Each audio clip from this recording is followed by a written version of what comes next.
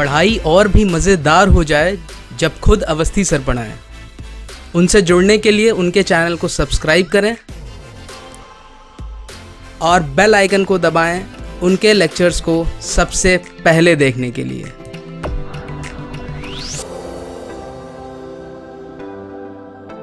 Hello बच्चों, welcome back. हम functions के ग्राफ्स देख रहे थे। सबसे पहले लेक्चर में ग्राफ्स के हमने फंक्शंस को क्लासिफाई किया था, जिसमें the last part was algebraic function में last part was piece wise function, और पीस वाइज फंक्शंस को मैंने फिर से 5 सब फंक्शंस में क्लासिफाई किया था। Modulus function, greatest integer function, least integer function, fractional part of x and signum x. पहले 4 पार्ट्स हम ऑलरेडी पढ़ चुके हैं, तो this is the last function, the last piecewise algebraic function that we have to study. Clear है? अच्छा, this function has very huge application and wide application in engineering also. Engineering के students के लिए भी signum function is very important. हमें digital communication में या communication theory में कई जगह सिग्नम फंक्शन मिलता है। चलिए देखते हैं सिग्नम फंक्शन क्या है बच्चों। सिग्नम फंक्शन को अगर मैं डिफाइन करूं सिग्नम एक्स, तो signum x is defined as -1 0 +1। This is when x is less than 0, this is when x is 0, this is when x is greater than 0. This is the basic definition of signum function। मतलब जब x मेरा 0 से छोटा होगा तो signum function will take -1 as value. ध्यान देंगे बच्चों, यहां पर इक्वालिटी नहीं है, ना यहां पर इक्वालिटी है, दैट मींस डिसकंटिन्यूटी है फंक्शन में। चलिए वो हम आगे जब कंटिन्यूटी एंड डिसकंटिन्यूटी पढ़ेंगे तो आपको ज्यादा क्लियर हो जाएगा। अब बच्चों अगर इसका ग्राफ बनाएं तो this is x, this is signum x। अब ध्यान देंगे, जब x 0 है तो फंक्शन 0 है, जब x 0 से बड़ा है तो फंक्शन 1 है। This is +1, this is -1। तो जब मेरा फंक्शन 0 से बड़ा है, जब मेरा x 0 से बड़ा है तो मेरा फंक्शन 1 है, लेकिन 0 पर इक्वालिटी नहीं है।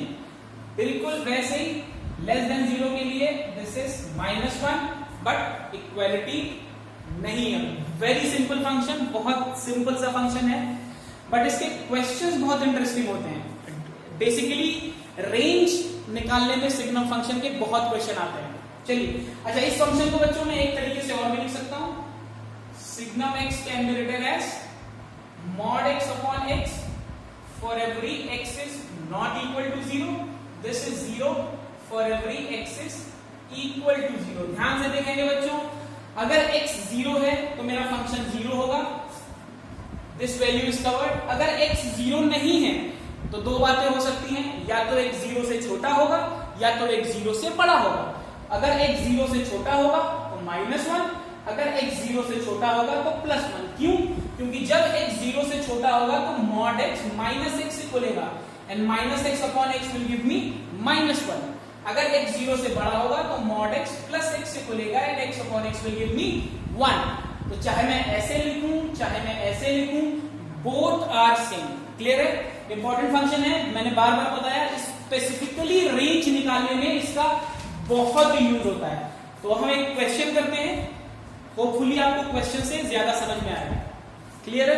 इतना ही ज्यादा इसमें बेसिक फंक्शन है। चलिए फॉर एग्जाम्पल आपसे दिया जाता है, you have to find the range of fx is equal to signum x² -4x + 5। ये फंक्शन है, मुझे इसकी रेंज निकालनी है। ध्यान से देखेंगे बच्चों, सभी फंक्शंस में सेम प्रोसीजर फॉलो होगा। अब यहां पर अगर मैं इस टर्म की बात करूं, x² -4x + 5, तो कोई भी क्वाड्रेटिक इक्वेशन का साइन क्या है ये हम ऑलरेडी देख चुके हैं। डिस्क्रिमिनेंट से चेक कर लेते हैं कि मेरी क्वाड्रेटिक फंक्शन का एग्जैक्ट साइन क्या है। बट यहां पर अगर मैं इस इक्वेशन को देखूं तो I can write it as x -2 का होल स्क्वायर + 1। ये मेरी सेम इक्वेशन है बच्चों, x -2 का whole square + 1। This will give me x² -4x + 5। अब इस इक्वेशन में आप देखेंगे this is positive, this is positive, this is positive, and you are adding 1 to a positive value, that means your output will 100% be positive। तो signum के अंदर जो भी वैल्यू आएगी this will always be positive. Clear है? तो अब मेरा फंक्शन कैसे रिड्यूस हो चुका है? This is signum of x, जहां पर x इज ग्रेटर देन 0। भाई मैंने इस पूरे फंक्शन को x मान लिया और मेरा x 0 से बड़ा है, और मेरा सिग्नम फंक्शन का ग्राफ कहता है जब जब x 0 से बड़ा होगा बच्चों तो फंक्शन 1 वैल्यू लेगा। दैट मीन्स इसकी रेंज क्या आ गई या इसका सॉल्यूशन क्या आ गया? +1। क्लियर है? चलिए, this was all about signum function. एक क्वेश्चन और कर लेते हैं आपकी कन्वीनियंस के लिए। सिंपल क्वेश्चन है वो भी, x² माइनस से 5x, x² माइनस 6x ले लेते हैं। यहां ले लेते हैं सिग्नम x² माइनस 1 प्लस से ऐसा क्वेश्चन बनाएं जिससे आपको सॉल्यूशन में प्रॉब्लम ना आए। इसको कर देते हैं a। चलिए, इसका मुझे वैल्यू निकालना है। दिस इज द इक्वेशन और मुझे इसकी वैल्यू निकालनी है। Equation is x² minus 6x signum x² minus 1 plus 8। ध्यान देंगे this is signum function and it is multiplied with the middle term. अब बच्चों 3 केस बन सकते हैं। केस 1 में क्या 3 केस क्यों बनेंगे? क्योंकि signum can be +1, signum can be 0 and signum function can be -1। तो केस 1 में बच्चों हम ले रहे हैं व्हेन सिग्नम फंक्शन इज -1।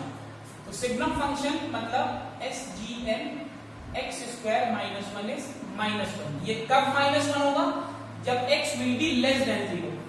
ठीक, तो x² minus 1 is less than 0। This will give me x + 1, x minus 1 is less than 0, -1 +1। This is very good method. मुझे वैल्यूज देनी है माइनस वाली, तो माइनस वाली value will come under this interval. तो solution क्या है? x belongs to -1 to 1। Clear है? पहले केस में मुझे सॉल्यूशन दिख रहा है x बिलोंग्स टू -1 to 1। चलिए अब देखते हैं अगर ये माइनस हो जाए। मैंने चेक किया केस 1 में जब ये -1 है, जब ये -1 था तो मेरी क्वाड्रेटिक इक्वेशन बन गई x² plus 6x plus 8 is equal to 0। ये मेरी क्वाड्रेटिक इक्वेशन बन गई। इसका मैंने सॉल्यूशन निकाला x² plus 4x plus 2x plus 8 is equal to 0। x plus 4 plus 2x plus 4 is equal to 0। This gives me x is equal to -2, x is equal to -4।